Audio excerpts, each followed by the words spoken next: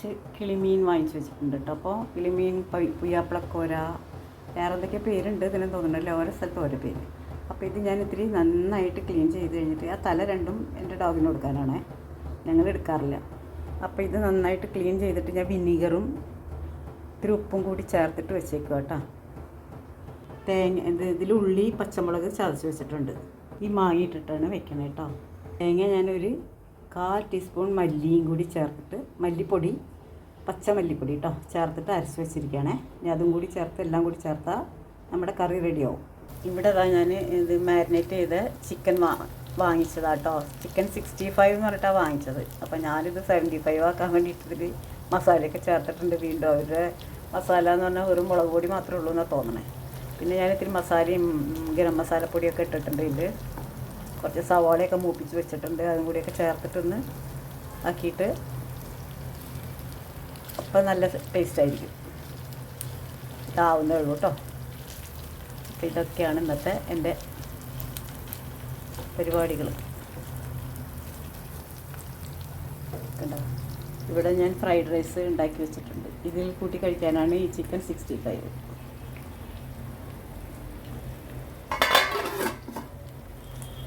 ഇവിടെ 3 egg fried റൈസിലേക്ക് വേണ്ടിയിട്ട് ഞാൻ പുഴുങ്ങി വെച്ചിട്ടുണ്ട്. ഇത്തിരി സവാള അതിൽ ചേർക്കാൻ വേണ്ടിയിട്ടാണ് 65 ചേർക്കാൻ.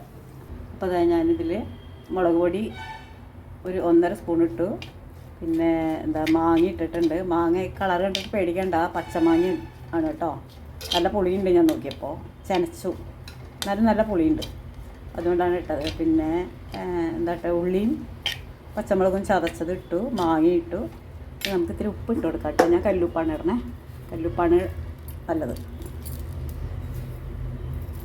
ചിലപ്പോൾ എനിക്ക് തോന്നണ മാതിരി എടുക്കും കേട്ടോ. ഇത്തിരി പൊടി ഉപ്പ് ഉണ്ട് ഇവിടെ. ഇതാണ് പൊടി ഉപ്പ്, സിന്താൻ നമുക്ക് റോസ് കളറ്. അപ്പോൾ ഇതിൽ നമ്മൾ ഇനി വെള്ളം ഒഴിച്ച് കൊടുക്കാം കേട്ടോ. തിളപ്പിച്ചാറിയ വെള്ളം, തിളച്ച വെള്ളം ഒഴിച്ചാലും കുഴപ്പമില്ല. അത് ഞാൻ അരി ഇടുന്നതിന് മുമ്പ് എടുത്ത് വെക്കുന്നത്, അതുകൊണ്ടാണ് തിളപ്പിച്ചാറിയെന്ന് പറഞ്ഞത്. അപ്പോൾ ഈ വെള്ളം ആവശ്യത്തിനുള്ള വെള്ളം ഒഴിച്ച് കൊടുക്കുക. ഇനി ഇതൊന്ന് തിളയ്ക്കട്ടെ കേട്ടോ. തിളച്ച് കഴിഞ്ഞിട്ട് ഇത്തിരി കാശ്മീരി മുളക് പൊടി ഇട്ടിട്ടില്ല, ഇത്തിരി അതും കൂടി ഇടണം, നല്ലൊരു കളർ കിട്ടുള്ളൂ. 1 സ്പൂൺ ഇട്ടിട്ടുണ്ട് കേട്ടോ. കാശ്മീരി മുളക് പൊടി 1 സ്പൂൺ ഇട്ടു. അപ്പം നല്ല കളർ വന്നു. ഇനി നല്ലോണം തിളയ്ക്കട്ടെ കേട്ടോ. തിളച്ചിട്ട് നമുക്ക് ബാക്കി കാര്യം ഇതെന്തായി നോക്കാം. ഇത് റെഡിയായി തുടങ്ങി കേട്ടോ.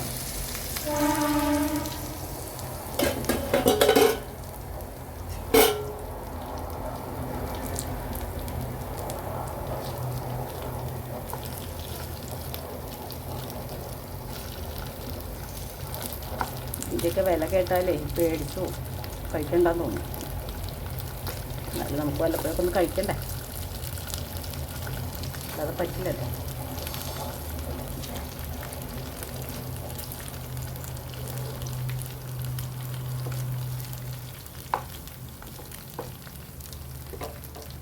അപ്പോൾ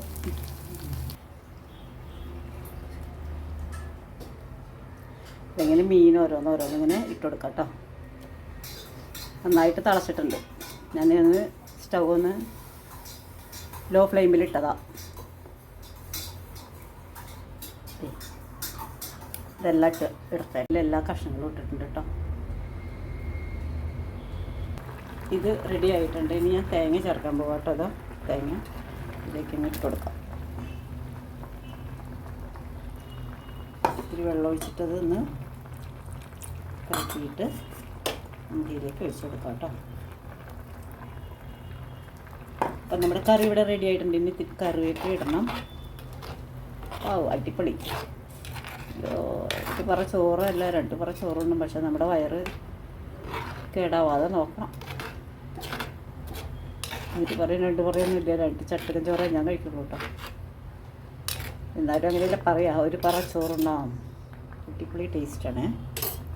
നിങ്ങളിതുപോലെ ഉണ്ടാക്കി നോക്കുക, എന്നിട്ട് എന്നോട് ഫീഡ്ബാക്ക് പറയുക. Okay, thank you so much. Thanks for watching video. Thank you, bye. കറിവേപ്പില ഇട്ടു. ഗ്യാസ് ഓഫ് ചെയ്യാം കേട്ടോ. ഓഫ് ചെയ്തു. നമുക്ക് വെളിച്ചെണ്ണ ഒഴിച്ചു കൊടുക്കാം.